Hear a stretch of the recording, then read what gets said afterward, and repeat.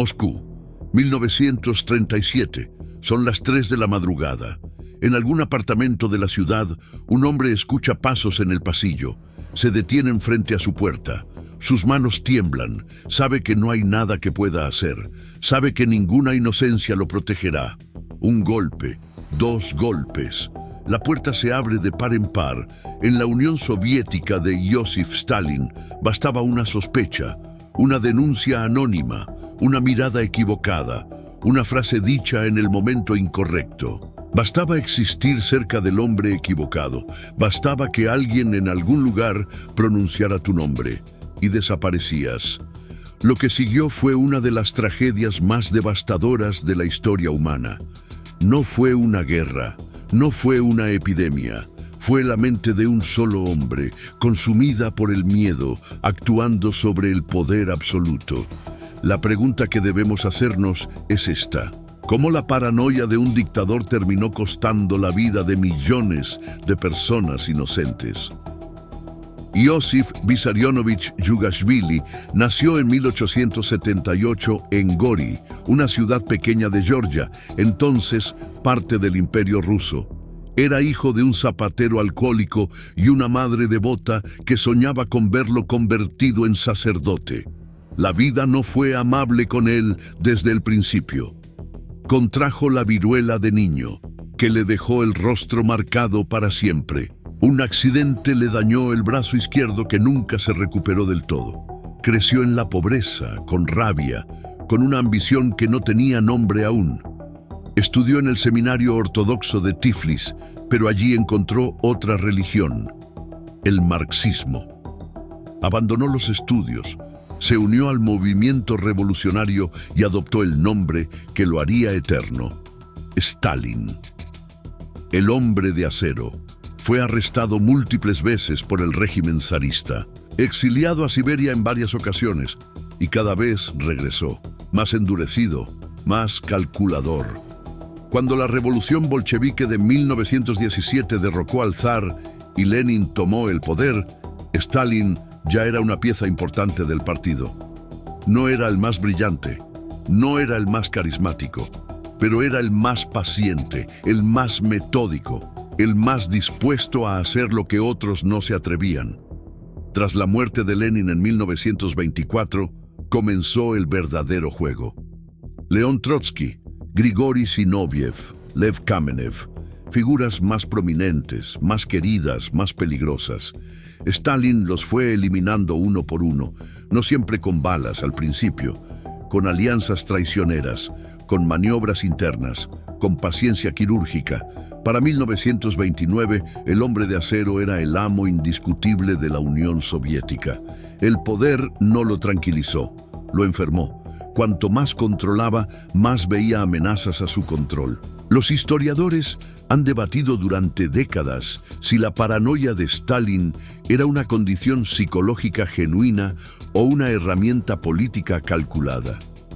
La respuesta, posiblemente, es que fue las dos cosas al mismo tiempo, y que con el tiempo una alimentó a la otra hasta hacerse indistinguibles. Stalin comenzó a ver conspiraciones en todas partes, desconfiaba de sus propios colaboradores. Releía los informes de inteligencia buscando traiciones ocultas entre las líneas. Creía que los kulaks, los campesinos acomodados, conspiraban contra la revolución. Creía que los militares planeaban un golpe. Creía que los viejos bolcheviques, aquellos que habían conocido a Lenin, guardaban lealtades que no eran hacia él. Y lo más aterrador de este hombre no fue que pensara esas cosas. Fue que tenía el poder de actuar sobre ellas. Entre 1936 y 1938, Stalin desató sobre su propio país una tormenta que la historia llamaría el Gran Terror. Comenzó con los llamados juicios de Moscú, procesos públicos escenificados con una meticulosidad grotesca, en los que los más antiguos líderes del Partido Comunista comparecían ante las cámaras y confesaban crímenes imposibles. Confesaban haber conspirado con potencias extranjeras, haber saboteado la economía, haber planeado el asesinato del propio Stalin. Confesaban ser monstruos. Esas confesiones eran falsas, arrancadas mediante tortura, privación del sueño, amenazas contra familiares. Hombres que habían dedicado su vida a la revolución, destrozados psicológicamente hasta que firmaban papeles que los condenaban a muerte. Zinoviev, Kamenev, Bujarin, viejos compañeros de Lenin, ejecutados. Pero los juicios fueron solo el comienzo visible. Detrás de ellos operaba la maquinaria invisible. La NKVD, la policía secreta soviética bajo las órdenes de Nikolai Yezhov, recibió cuotas de arresto, cuotas de ejecución, cifras que debían cumplirse, región por región, ciudad por ciudad. Si no había suficientes enemigos reales, se fabricaban. Vecinos denunciaban a vecinos. Hijos denunciaban a padres. Nadie estaba a salvo. Se estima que durante los años del Gran Terror, entre 680, 200 personas fueron ejecutadas. Millones más fueron enviadas a los campos. El Ejército Rojo perdió a 3 de sus 5 mariscales, a 13 de sus 15 generales de ejército y a decenas de miles de oficiales. Stalin estaba destruyendo su propio aparato militar en vísperas de una guerra mundial. Si la muerte era el destino de unos, el Gulag era el destino de muchos más. El Gulag, el sistema de campos de trabajo forzado, no fue inventado por Stalin, pero bajo su mandato se convirtió en un universo paralelo que devoró a millones de personas. Campos dispersos por toda la geografía soviética, muchos de ellos en las regiones más inhóspitas del país. La tundra de Siberia, las estepas de Kazajistán, los bosques del norte, donde el invierno duraba 8 meses. Los prisioneros trabajaban en minas, en la tala de árboles, en la construcción de canales y ferrocarriles. Trabajaban con temperaturas de 40 grados bajo cero, con raciones de comida que apenas sostenían la vida, con ropa inadecuada, sin atención médica, sin posibilidad de apelar su condena. El escorbuto, el tifus, la disentería y el agotamiento extremo mataban a miles cada año. En los peores periodos, como entre 1937 y 1938, la mortalidad en algunos campos alcanzaba cifras espeluznantes. Se estima que por el sistema del Gulag pasaron entre 15 y 18 millones de personas a lo largo de su existencia. ¿Cuántos murieron en él? Es una cifra que los historiadores aún disputan, pero nadie habla de menos de 1,5 millones. Sobrevivientes como Alexander Solzhenitsyn lo documentarían décadas después. Pero durante años, el Gulag fue un secreto que todos sabían y nadie podía nombrar. Y luego estuvo el hambre. A finales de los años 20, Stalin lanzó la colectivización forzada del campo soviético.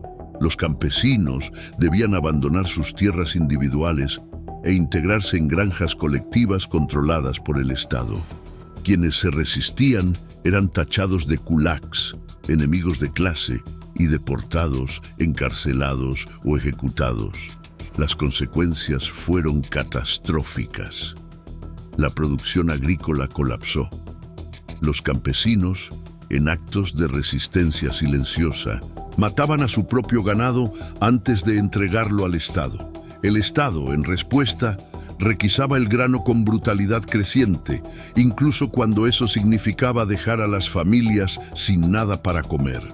Entre 1932 y 1933, Ucrania fue golpeada por una hambruna de proporciones bíblicas. El Holodomor, como se lo conoce hoy, mató entre 3, 5 y 7.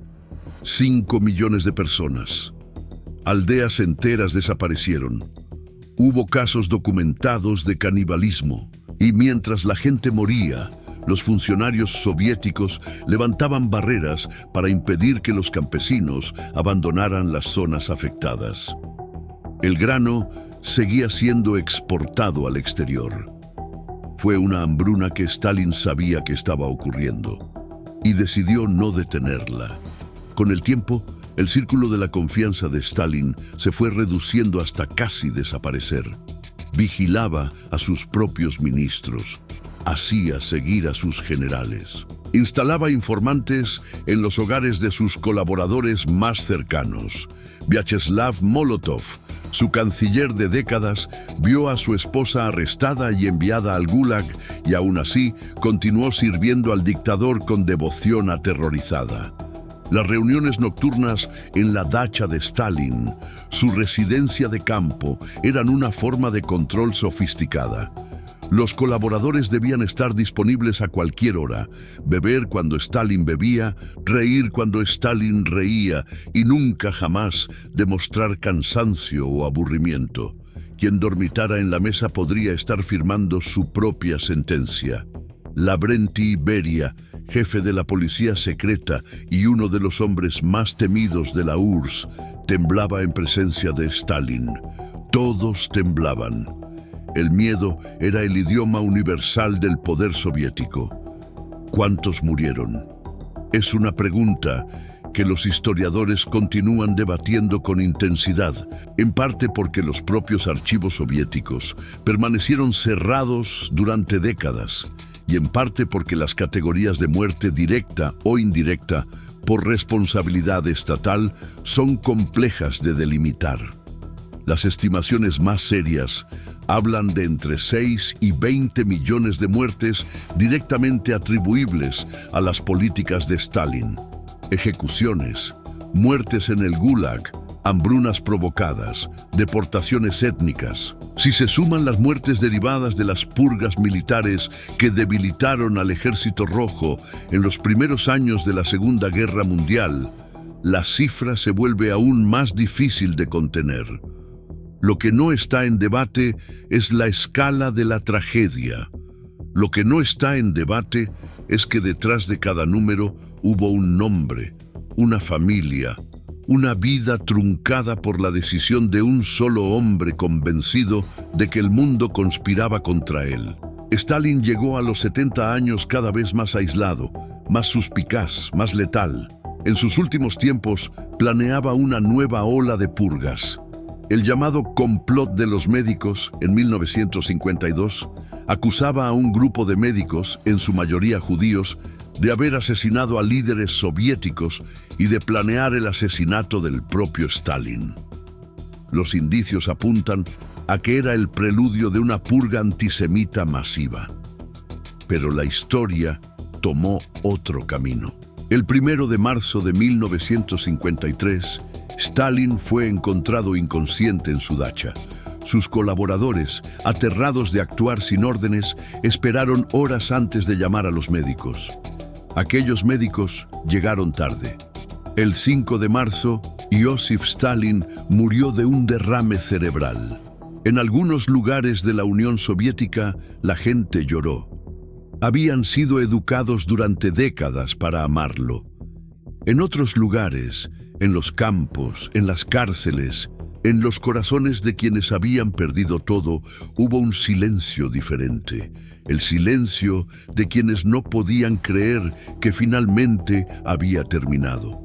La historia de Stalin nos enseña algo que preferimos no mirar de frente, que el miedo, cuando se convierte en política de Estado, puede matar más que cualquier ejército. No fue un demonio, fue un hombre con una infancia difícil, con una inteligencia cruel, con una sed de control que ningún poder logró saciar. Y eso lo hace, de alguna manera, más aterrador que cualquier monstruo inventado. Stalin sigue siendo una de las figuras más controvertidas del siglo XX porque su legado no cabe en una sola palabra. Modernizó una nación. Derrotó al nazismo y al mismo tiempo construyó un sistema de terror que devoró a millones de sus propios ciudadanos. Esas dos verdades coexisten, incómodas e inseparables. Lo que debemos recordar al final es esto: el poder absoluto no corrompe solo al que lo ejerce, corrompe a todos los que viven bajo su sombra. Convierte a los vecinos en delatores, a los jueces en ejecutores y a los ciudadanos en sospechosos permanentes. La paranoia de un hombre no tendría que haber podido matar a millones. Pudo hacerlo porque nadie tuvo el poder de detenerlo. Y esa es la lección más importante. No sobre Stalin, sobre nosotros.